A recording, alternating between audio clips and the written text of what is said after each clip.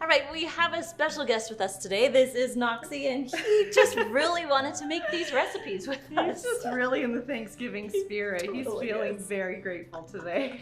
All right, today we are making Grandma's Thanksgiving dressing recipe. We grew up with this recipe. I have an 8x8 inch pan here, and I'm just gonna spray it with non-stick cooking spray. Look at you one-handed. I know. I'm doing great. Not only are these make ahead dinners, or side dishes, these are make with the kid in your hand. Yes. There is stovetop stuffing, but to make grandma's stuffing, I like to use this. And then to this mixture, we're gonna add 1 cup of chopped apples. Nice. And any apple will work for this recipe. We've used Granny Smith. I think these are Gala apples. Yeah. Really. How many apples did you use here?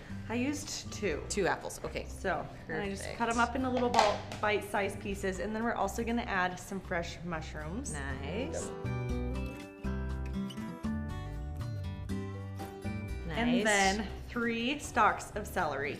And we've just chopped those up pretty fine as well. we did do these little, my kids will pick them out if they're a little bigger, but little ones you in want this the one butter. is butter's good. I'm with you. Thanksgiving dinner. Right. You know. Okay. And then, this is the fun part. You're gonna add your 1/4 cup of butter into 1.5 cups of boiling water. And then the butter is just going to melt in the water. Nice. You can kind of stir it around, and then we will pour this, once it's all melted, over the rest of the ingredients and mix it all together, fully incorporate it. Pretty much melted. There's a little bit of butter, but it will still, it will it'll melt all as we mix go, together. right? So carefully pour over everything. And then you'll want to make sure that your oven is preheated to 350 degrees. Yes. So we'll just mix this together, and then we'll add it in. So you can put this in the fridge just like this. So cover it with foil, stick it in the fridge the night before, 2 nights before, it will totally be fine. And then when it's time to pull it out and cook it, you just take the foil off. Then you're gonna cook it for about 35 to 40 minutes. The next recipe is our make ahead mashed potatoes. Now, you have to do it the right way or they kind of get stiff and nasty. True. Okay, so we're gonna teach you today the best way to do it. Of course, I'm gonna use the Instant Pot. It's There's just no what other I do. way. I know. Let's be honest. If you guys don't have an Instant Pot yet, I highly suggest getting one, especially if you're in charge of Thanksgiving, because cooking things in there is a breeze. But if you do have an Instant Pot, or you're looking to get one and you don't know how to use it, we actually created an entire Instant Pot guide. We walk you through the moment you take it out of the box to cooking the basics such as rice and pasta and potatoes. You can go to theinstantcookingcourse.com and you'll find it there. But let's get to cooking these potatoes. This one is a little bit bigger. It's an 8-quart. If you have a 6-quart, this will work just fine. It's about 3 pounds of Yukon Gold potatoes. I like using the gold potatoes. I just feel like the skin tastes better than the russet potatoes.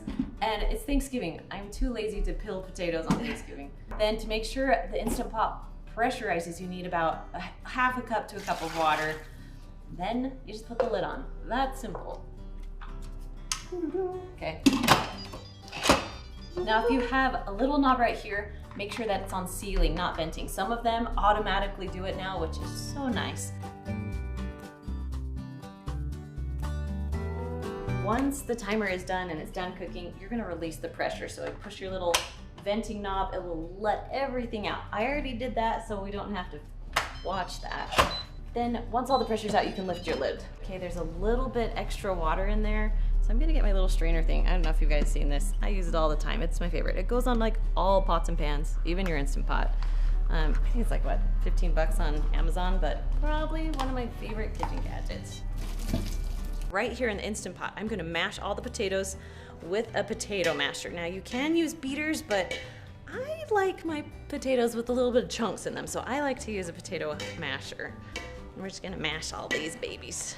Or I mash them completely. You want to add some of your ingredients because we want it to melt in there. So I'm gonna add about 4 ounces of cream cheese. I'm just eyeballing here, there we go. Then I'm just gonna add 1 tablespoon of butter right now. While the cream cheese and butter are melting, we're gonna add about 2/3 cup of sour cream. These are good, like loaded potatoes. Because they are not creamy enough, we're gonna add 1/4 cup of whole milk. And then about a half teaspoon of salt. You can add more salt if you want to. I love salt, so I would probably add a little bit more, but we'll follow the instructions today. Now we're gonna take the potatoes. I mean, look how creamy those are. And we're gonna put them in the bottom of a 9x13 pan. Now, if you hate dishes like I do on Thanksgiving, use the aluminum foil pans. Like, those things are perfect because when you're done, you can just throw them away. Unless you're really fancy. My grandma was so fancy that, I mean, everything was like china for Thanksgiving. So we have 2 more tablespoons of butter that I'm gonna melt real quick, and we're going to put that right on top. The butter's all melted. Now we're just gonna brush it on. Now we want them all ready to go, so to make our lives a little bit easier, so I have a little paprika that I like to just sprinkle right on top. I think that just makes it taste so good. This is what my mom used to do. And it makes it a little more fancier. And then if you like parsley, we do a little bit of parsley on top too. So what you're gonna do is stick these, you're gonna cover them, stick them in the refrigerator for up to 24 hours. You don't wanna go longer than 24 because then they become a little bit pasty. But 24 hours is like your golden time. When it's time to cook them, you're going to pull them out of the refrigerator. You're gonna let it sit for about 30 minutes. That's the secret, let it sit. Then you're gonna cook them 350 degrees for about 25 to 30 minutes, just until everything is heated through. Time to taste them. I love how you came back just for the tasting. I know, I can smell them. I knew they were done. I love it so much. Mm-hmm. I don't even need gravy on those. Me Those neither. are so good. Me neither, but gravy is good. Yeah. 5 out of 5. Mine too. Easily. Go for a second bite. Yep. Yeah. For this recipe, we are making our mom's sweet potato recipe. Yes. It is so good. And we are using sweet potatoes, not yams. But you can use yams if that's what you prefer. Right, but this really is for sweet potatoes. And it's so good. Oh my gosh. So we have 4 pounds of sweet potatoes. Yes. So we actually boiled these earlier, yes, just to make life a little bit easier. But then you just want to peel all the skin off. You don't want the skin on the sweet potatoes. We're actually gonna slice them into like 1-inch pieces. Yeah. There we go. This like reminds me of my childhood, sitting there on like Thanksgiving morning or the night before watching my mom Seriously. cut these into like little fingers. Right. Now our favorite place was the kitchen counter. We actually have a new podcast called The Kitchen Counter, and we don't really talk a ton about food on there, but we talk about a lot of fun things. Yeah. So if you want to listen, we'll put a link down below for you so you can find that. But it's just a fun thing we like to do. Now we have like a 9x13 pan. Yes. We have our nonstick cooking spray. And then Add in our taters. yes, so we're gonna just add, I think it's half of them, Yeah. right? So layer, a full layer down. Sweet potatoes are on the bottom. Now we're gonna take, there's 3 tablespoons of butter here. We're just gonna take half of it and then cut up the other half. Spread them out the best that you can on top of the sweet potatoes. Now, every sweet potato is not going to have a piece of butter, but that's okay. Yeah, you can eat one of those. You want this? It's not an apple, but it's just as good. Ooh, yeah. Yeah. Then we have a half cup of Karo syrup. So we're just gonna do half of it on top of these and just like a nice drizzle. Mm. And we have a half cup of brown sugar. Ooh, that feels like more than half a cup. That's okay. We're gonna do like, May have snuck in a little right? more. So the real half cup on one layer, and then we'll do a half cup on another. That sounds You delicious. can't go wrong with this. You can't. really can't. The more butter, the more sugar, the better. I agree. All right, Kendra had to step away. Knox needed some food, more food. So sweet potatoes are done. Now, this is how you do the make ahead. You're going to just cover this with foil right now, stick it in your fridge. Don't cook it yet, because if you cook it, it's gonna be too soggy. So we're gonna pretend we put it in the fridge, we pull it back out. I'm actually gonna cook this because I want to show you the finish because it's so good. And I might wanna taste it too. We're gonna cook this at 350 degrees for about 30 minutes. For the best part of the whole recipe, we have, oh yeah, what do we have, Knox? Some mini mallows, huh? So we're just gonna sprinkle these on top. I think Mom always used pretty much the whole bag. Because they kind of like almost disintegrate Yeah. when you cook them. Like they puff up and then they Shrink down a little. So you need a lot of You them. need a lot. So we will put this back in the oven for about 4 to 5 minutes. Let the marshmallows become golden beauties, and then we're gonna taste test.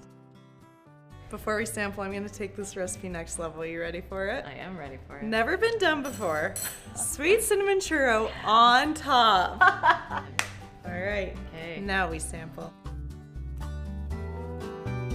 Mm-hmm. 5 out of 5.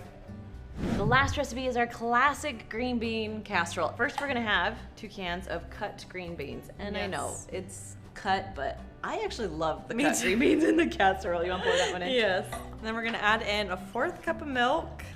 Okay. And then cream Of mushroom. So good, so creamy. It is. For this casserole, I swear, like, you just need the cream of You do. mushroom. You really do. And then this recipe calls for 1 1/3 cups of these crunchy fried onions. They are so good. Honestly, this makes the casserole for me. I could just Agreed. eat these. So I'm just gonna add. Half the container. Yeah. I feel good about that. That's the nice thing about this recipe. Like, eyeballing is okay. Yeah. Add some pepper. All right, we're gonna dump this in Okay. here. I believe, did it call for like a 9x9 pan? But Yes. we're gonna use a 9x13 just to make our lives a little Yeah. easier. So if you are making this recipe ahead of time, cover this with foil, put it in your fridge until you're ready to bake. So you're first going to cook this at 350 degrees for about 30 minutes. And then you're gonna take it out of the oven, Nice. sprinkle on more of this goodness, the fried onions. Then you're gonna put it back in the oven, same temperature, 350, for about 5 to 7 more minutes just to crisp it up. Green beans, done. So good. Get those onions in there. Mmm. You don't even need the turkey at this point. Exactly. I'm just there for the sides. Yeah. Out of all these, which one is your favorite? What would you pick? Based on the amount missing and how much I've eaten, sweet potatoes. What about you? I am the same. Mine is by far sweet potatoes is the winner. If you loved these Thanksgiving side dishes and you need more ideas, we have 10 more for you. You can find them right here.